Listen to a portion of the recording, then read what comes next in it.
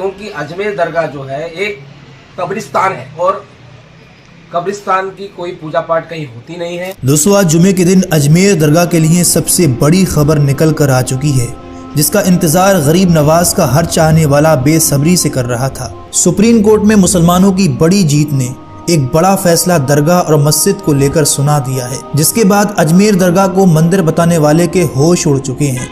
इस फैसले के बाद उसका क्या हाल हुआ है, इसका भी वीडियो हम आपको आगे दिखाएंगे। लेकिन जो सबसे बड़ी खबर आज जुमे के रोज अल्हम्दुलिल्लाह निकलकर सामने आई है, सुप्रीम कोर्ट ने दरगाह और मस्जिद के सर्वे पर रोक लगा दी है।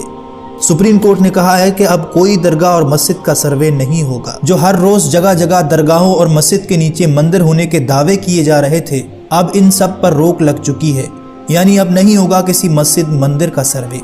लेकिन अजमेर दरगाह शरीफ के नीचे शिव मंदिर बताने वाले विष्णु गुप्ता की नींद उड़ चुकी है। उसकी हालत देखकर ऐसा लग रहा है कि जैसे उसने गरीब नवाज की करामत देख ली। और अपना वीडियो रिकॉर्ड करते हुए अजमेर दरगाह पर क्या बोला और असदुद्दीन ओवैसी ने सुप्रीम कोर्ट के इस बड़े फैसले के बाद मुसलमानों से क्या कहा, ये दोनों वीडियो देखना आपके लिए बहुत ज़रूरी है। इस खबर को जितना हो सके उतना शेयर कीजिए।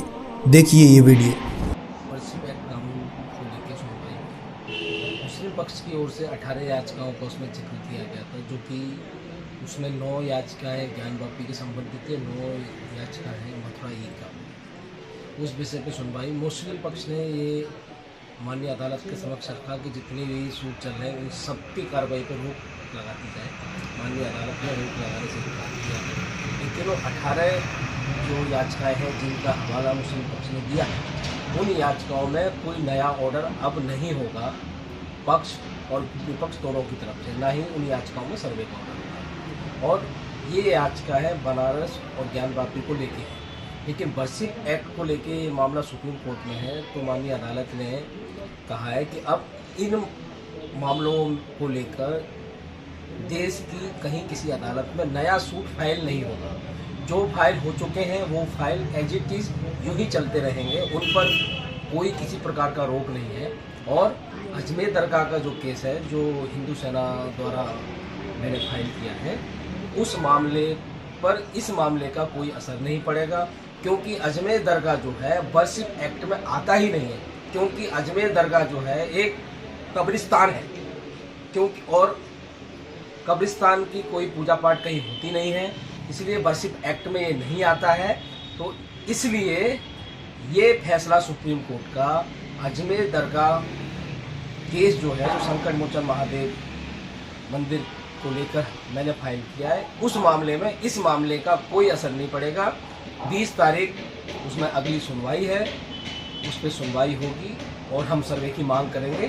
सरकार से 4 सप्ताह के अंदर एफिडेविट फाइल करके जवाब मांगा है। दूसरी तरफ कहा है कि निचली अदालतों को कोई भी आप सर्वे का आप ऑर्डर नहीं देंगे जब तक कि सुप्रीम कोर्ट की ओर से इस पर कोई फैसला नहीं आया।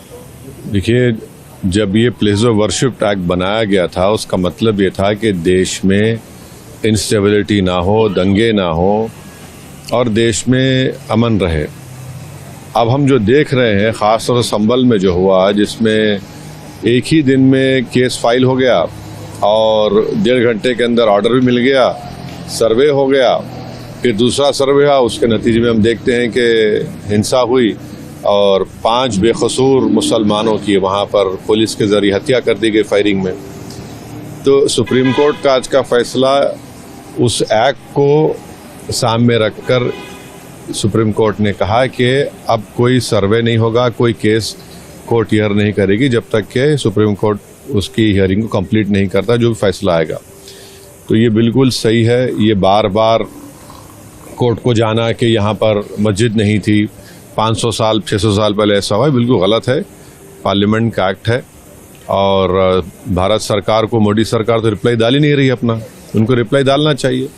और ये अच्छा फैसला है, कम से कम इस पे दंगे नहीं होंगे, लोगों की जानें नहीं जाएंगी और गैर ज़रूरी जो 600 साल पहले 700 साल पहले, ये क्या मुल्क को आगे लेके जाएंगे या फिर क्या करेंगे हम लोग? संभल हो, अजमेर हो, ज्ञानवापी हो, आपको लगता है कि इस पर विराम लग जाएगा? अब तो सुप्रीम कोर्ट